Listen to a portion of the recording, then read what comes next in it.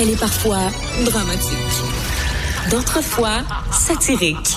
Mais chose certaine, elle ne joue jamais la comédie. Sophie Durocher. C'est comme... Ah, vas-y. Avais-tu quelque chose à dire, Marc? Voilà, parce que t'es en compliqué notre numéro à ce Comment allez-vous, tout le monde? Je sais que tu commences dans le métier là, de la radio, mais quand c'est marqué en rouge, en onde, on est en onde. Voilà, tu retiendras ça, tu me diras bonjour Cybèle. Voilà. Bonjour, j'aime ça te taquiner parce que s'il y a quelqu'un autour de la table qui a de l'expérience en radio, c'est bien toi. Je pensais qu'elle allait dire qu'il est susceptible. Oh, ben tellement pas, excusez-moi. Non, mais je suis content que tu le dises parce que je suis zéro. Je suis absolument zéro. T'es pas une fierté. susceptible. Non, j'aime ça. On haït ça, les gens qui sont sous oui, non, c'est comme quand il faut faire attention, il faudrait que je trouve ça désagréable. Les gens qui sont offensés, pas offusqués, plus capables. Marc et Cybèle et moi, on a vu... toi, tu viens de commencer, Cybèle. En fait, dis de ce dont on parle. Ben oui, merci. Non, mais parce qu'après ça, je vais me prononcer. Alors, il y a la série Adolescence qui cartonne. C'est la première fois que tu dis un mot français en anglais.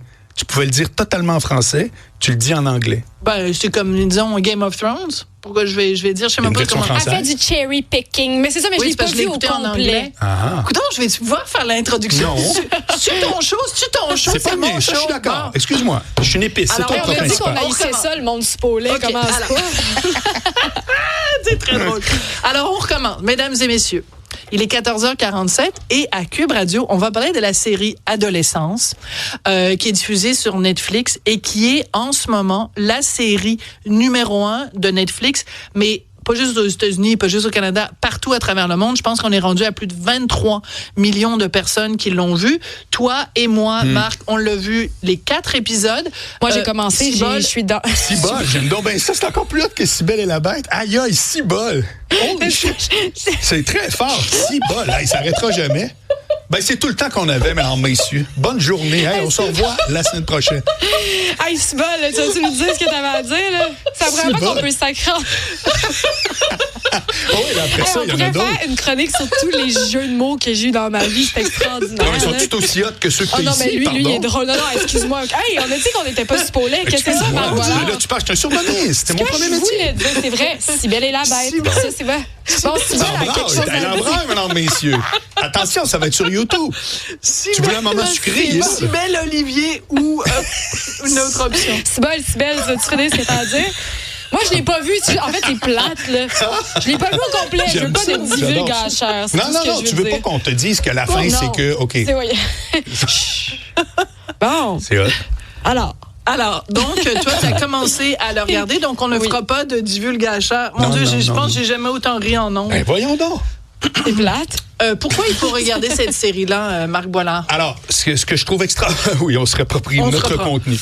C'est que je trouve que c'est révélateur de l'époque, de quelque chose qui est que les adultes et les parents en général ont à peu près aucune idée, sauf ce qu'ils lisent dans les médias, puis recrudescence de violence, puis toutes ces patentes-là. Et là, tout à coup, tu as une histoire d'un petit gars de 13 ans. OK, c'est quoi l'histoire? Commençons.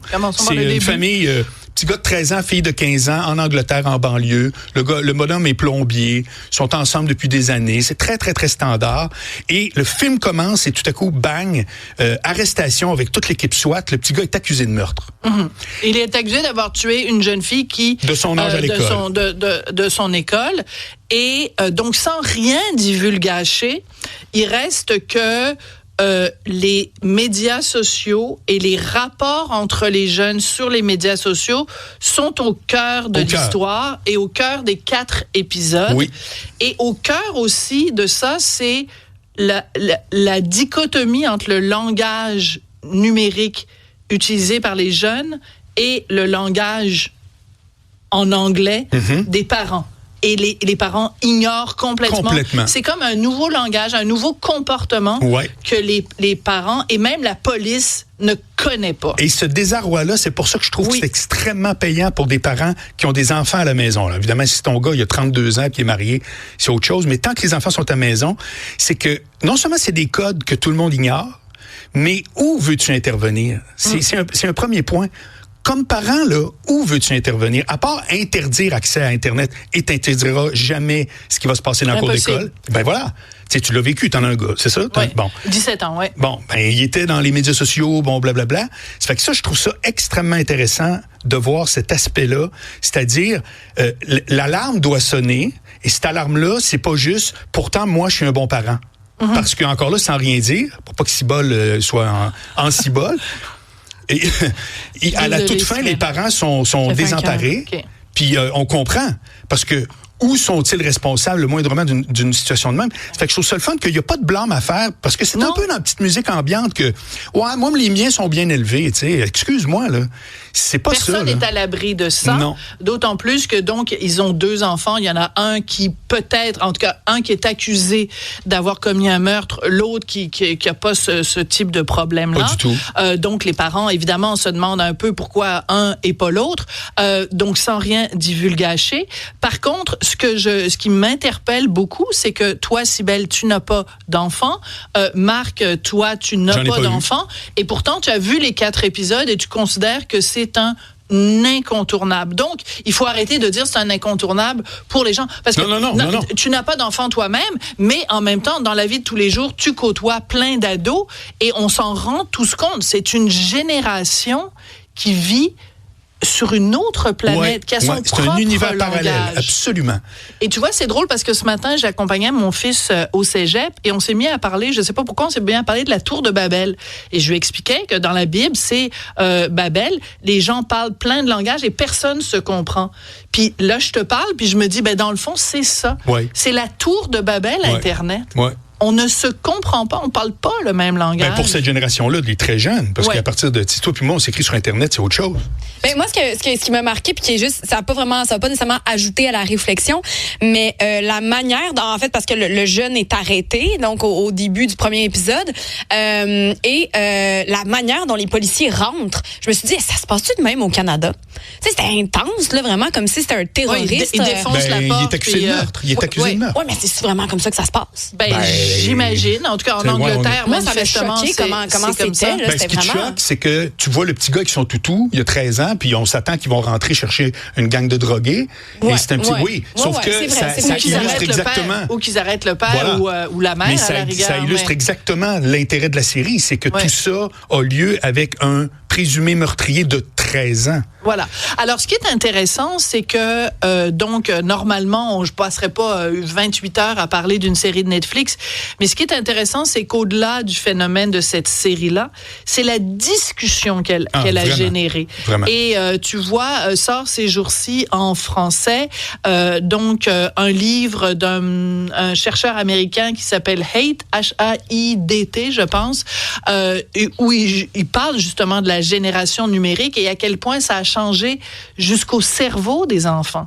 Je regarde, moi, mon fils, 17 ans, il est né quand il avait à peu près 2 ans, le iPad est arrivé et ça a changé l'apprentissage. Mon fils de 2 ans nous apprenait des affaires sur le fonctionnement du iPad. Génération anxieuse. Il est particulièrement intelligent. Le titre. Oui, non, ben ça, évidemment. Génération numérique, merci beaucoup. Anxieuse. Génération anxieuse. Donc, c'est cette réflexion-là, au-delà de la série sur Netflix, c'est une réflexion qu'on doit tous avoir.